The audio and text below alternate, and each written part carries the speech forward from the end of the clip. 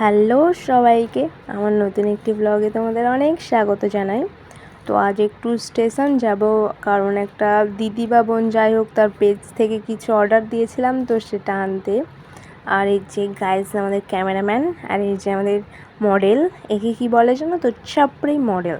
কারণ যেখানেই যাও এর আগে ফটো তুলতে হবে তারপর।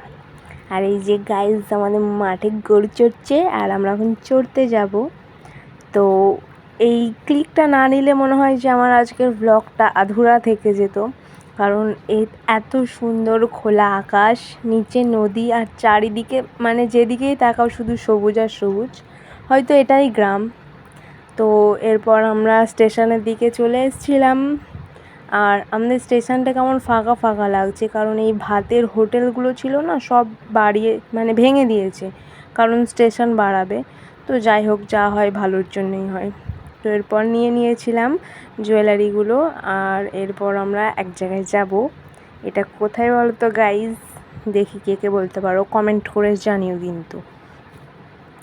তো এরপর আমাদের বাড়ি যেতে ভালো লাগছিল না, মানে দুজনারই মুডটা একটু অফ ছিল।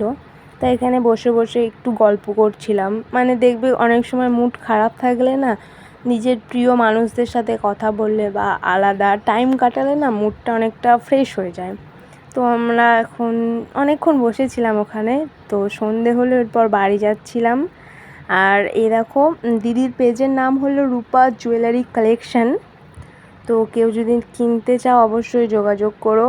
মানে প্রত্যেকটা প্রোডাক্ট খুবই ভালো, তোমরা নিজেরাই দেখে নাও। আর এইগুলো সেট ছিল, একটা চোকার, একটা আংটি, আর কানের, আর দুটো চুড়ি। তো কেমন হয়েছে জানিও, আর তোমরা নিতে চাইলে যোগাযোগ করো। টাটা সবাইকে।